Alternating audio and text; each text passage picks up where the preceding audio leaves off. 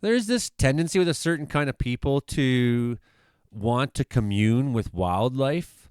And I think what they get out of it is this sense that they are special somehow, that the wildlife has relationship with them. And I understand this a little bit because when I was young and I grew up in the swamps, and sometimes I would do things like I'd see the beavers out the back window trying to drag a big stick across the yard towards their work area there. So I'd come out and help them, and I'd drag the stick, and the beaver would be a little bit ahead of me, leading the way. He'd stop every once in a while, give me a little hiss, and and then hey, I'm okay. I'm just helping you out, buddy. So I had these tendencies. We all like animals. We love animals. We want to feel like we have this certain magical special touch or something that the animals will like you, whereas they won't like someone else. There's this sort of tendency. Anyways, I shared this on Blue Sky. Sorry, it's really bright behind me, isn't it?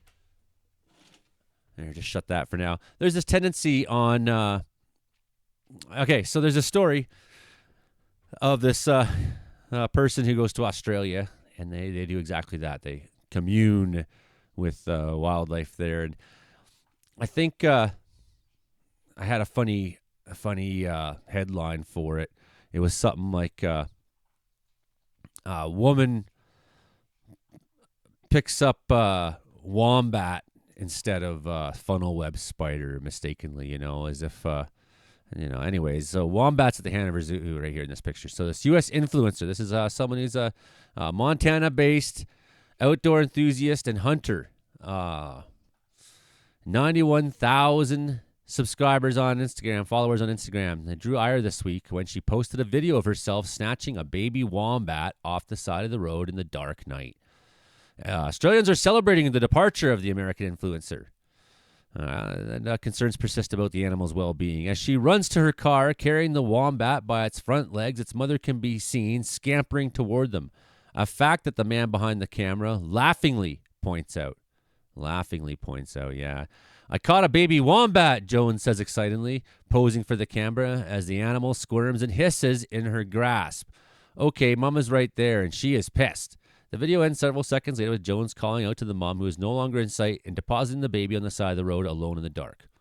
So there's let's see. We got the video right here. I guess we could probably just caught a baby wombat.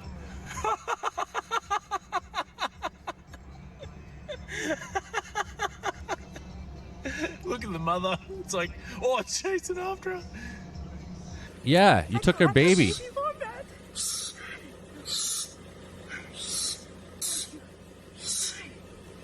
Okay, Mama's right there, and she is pissed. Let's let him go. No, he's right.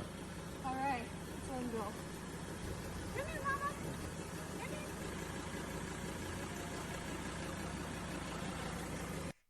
Oh, boy, yeah.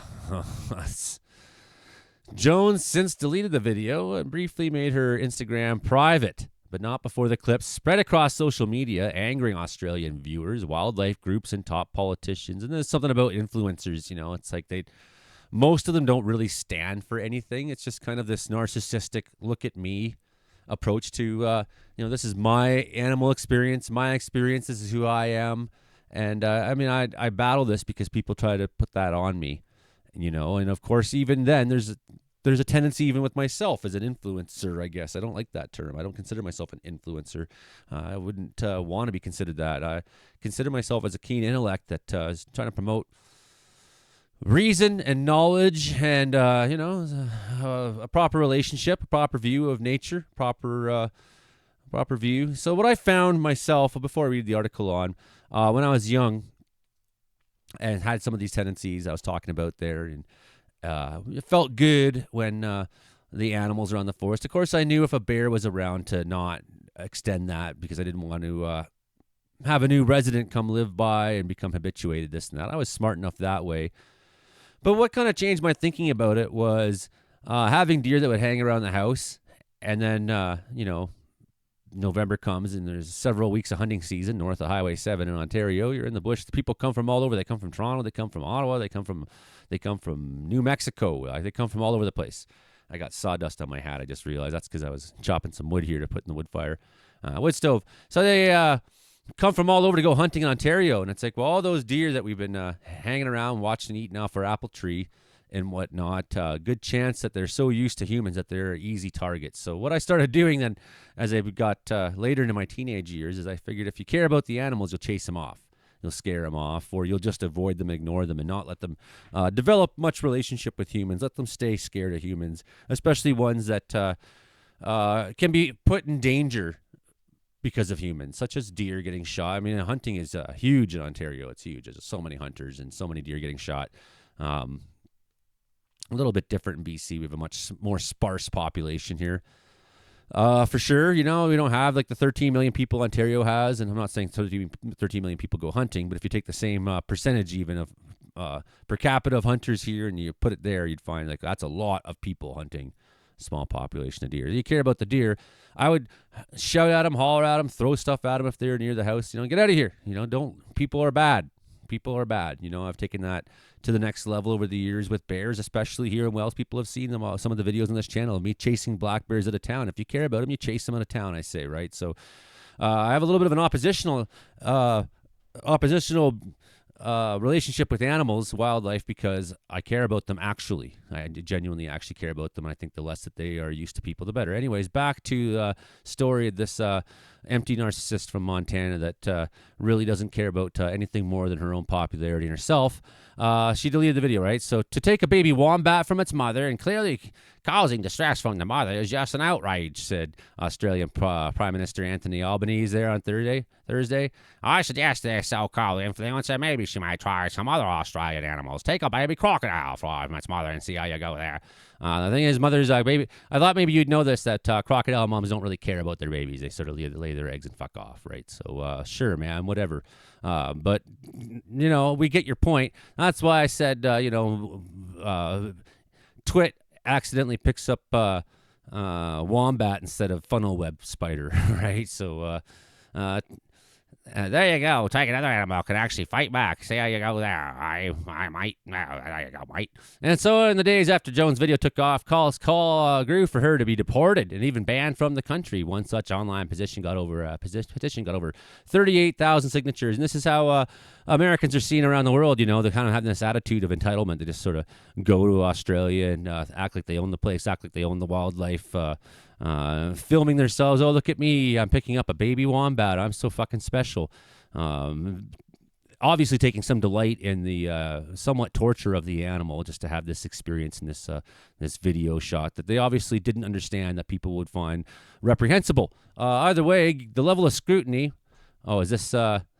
same guy, yeah. Either way, the level of scrutiny that will happen if she ever applies for a visa again, I'll be surprised if she even bothers, said the Australian Broadcasting Corporation. He told the Australian Broadcasting Corporation, ABC. I can't wait for Australia to see the back of this individual. So the Australian government announced on Friday that Jones had left the country involuntarily. There's never been a better day to be a baby wombat in Australia, there, Bark said in a statement to the Associated Press. The same Associated Press that is not allowed in the White House now. Okay. Jones addressed the controversy in two lengthy statements there. This is great because she's going to first apologize and then she's going to do what a narcissist does, pretend that she's somehow the fucking victim here. And this is absolutely the worst part of it. Saying, I realized I did not handle the situation as best as I should have. I'm truly sorry for the distress I've caused.